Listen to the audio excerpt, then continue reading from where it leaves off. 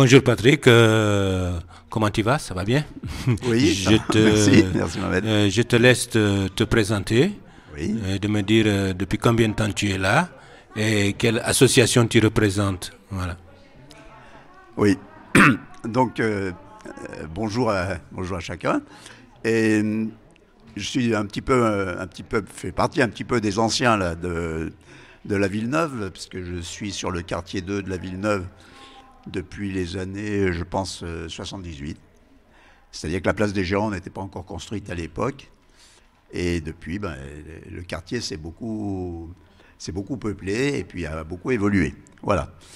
Mais ici, là, j'ai la casquette, là, aujourd'hui, là, de Villeneuve-debout. Voilà. Et je pense que ce dont on peut parler aujourd'hui, peut-être, c'est de l'événement qui aura lieu là, dans la quinzaine qui va venir, du 21 septembre au 3 octobre, c'est-à-dire la quinzaine de la non-violence. Oui, est-ce que vous pouvez nous dire un peu quels sont les objectifs de Villeneuve Debout d'abord? Et est-ce que c'est combien d'associations avec lesquelles vous travaillez? À Alors, peu près, quoi. oui, oui, ça va être à peu près parce que ce sera géométrie variable, suivant les événements.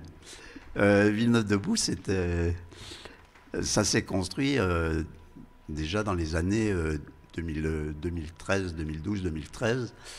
Et c'était d'abord une charte pour devenir une association, mais une charte qui rassemblait des associations de la Villeneuve. Parce que dans la Villeneuve, comme vous le savez, il y a eu un drame en 2010. Et la réaction des associations à ce moment-là, c'était de dire on va faire quelque chose pour que ça ne se reproduise pas, pour qu'il n'y ait pas de jour d'émeutes et de drames. Donc cette association, elle a eu pour but de mutualiser les moyens, de réfléchir ensemble. Et c'est ce qui se fait, c'est ce qui se fait encore aujourd'hui et qui s'est étendu aussi avec la Villeneuve des Chirolles.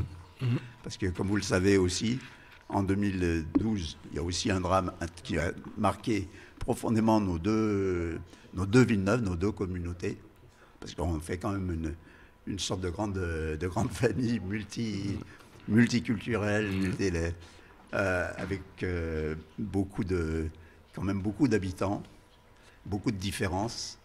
Et la difficulté est quand même d'inverser la vapeur, de renverser la vapeur. Parce qu'on est perçu souvent dans les médias comme une zone à risque, pour pas dire quartier sensible.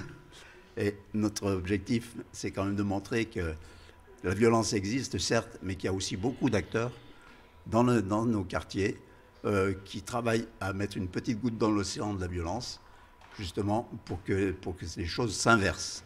Ah oui, merci beaucoup. Je crois que ça nous permet de passer directement à cette quinzaine de la non-violence et de la paix. Est-ce que vous pouvez nous dire un mot dessus?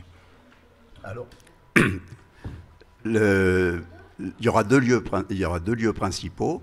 Il y aura dans la semaine du 21 au 29 des actions ponctuelles ici au Baratin, sur la Villeneuve.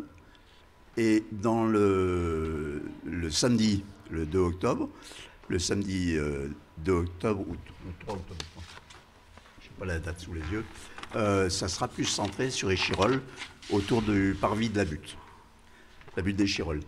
Je vais insister aussi sur quelque chose qui a été réalisé par des élèves de notre collège de quartier, là, le collège Lucie Aubrac. Je pense que le tram, vous l'avez peut-être déjà rencontré là, sur l'avenue. Il a été décoré par des élèves du lycée Lucie Aubrac, dont ça a été un thème de travail depuis l'année dernière. Voilà. C'est eux qui ont réalisé le mapping du tram. Autrement dit, lutter contre la non-violence, nous en avons tous le profil.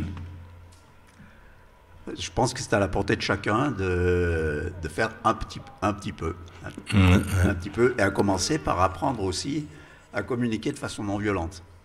Alors de ce côté-là, il y aura un atelier qui se passera à Arc-en-Ciel Attendez, le 29. je ne vais pas vous donner en détail toutes les dates. Par contre, sur l'enregistrement, vous aurez une copie du programme. Ça se passera à Arc-en-Ciel, dans les locaux d'Arc-en-Ciel, près de la place du Géant. Et c'est un atelier pour apprendre à se parler de façon non violente. Et vous avez quelque chose à ajouter par rapport au quartier, par rapport aux habitants, par rapport aux événements qui se passent ici? Quelle appréciation avez-vous justement des événements que les autres associations également font ici dans ce quartier? Alors, là, je reprends. Est-ce que vous avez, mutualisé vos efforts avec les autres associations qui sont dans le quartier? Ah oui, est-ce que vous travaillez de manière intrinsèque, si vous voulez, pour justement contribuer à renforcer les liens de solidarité, les liens interculturels, les liens familiaux, etc., de voisinage, de bon voisinage, vivre ensemble? Oui, j'ai oublié de le repréciser, parce que je l'ai dit un peu au départ, Villeneuve-Debout tout seul, c'est personne, c'est rien du tout, c'est un petit groupe de personnes.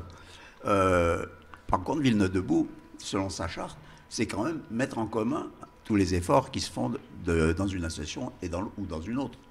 C'est quand même le fond.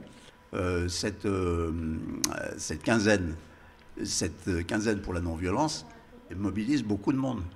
Il y a des ateliers d'écriture, par exemple, au niveau des écoles. C'est un travail sur l'année, ça. Alors, je ne peux pas vous dire exactement combien de personnes ça représente. Je n'ai pas une vue d'ensemble, mais ça, c'est sous la conduite de Yves Béal, par exemple, qui est à la fois, comment on peut appeler ça, c'est quelqu'un qui est auteur et qui fait travailler les élèves sur ce thème-là, qui va susciter la création par l'écrit chez des élèves de différentes écoles. L'agglomération est même un peu plus large. Donc l'apprentissage de la non-violence commence déjà dès le bas âge, et puis il est renforcé, il est entretenu pour que demain ces enfants soient des adultes responsables. Alors un autre exemple aussi, c'est de travailler avec par exemple la capoeira de Pont-de-Clay, qui est de Pont-de-Clay, des Chirolles, sur la maîtrise du geste, la maîtrise de la violence. La capoeira, c'est transformer des gestes guerriers en danse, en sport. Il y a eu aussi un travail comme ça avec le judo. Donc la non-violence, ça touche aussi tout ce qui permet de contrôler ces pulsions de destruction, quoi, en gros. En tout cas, je vous remercie, M. Garcia. Donc, si vous avez un petit mot à ajouter pour finir. Alors, pour le moment, il n'y a pas encore eu trop d'affiches pour opposer le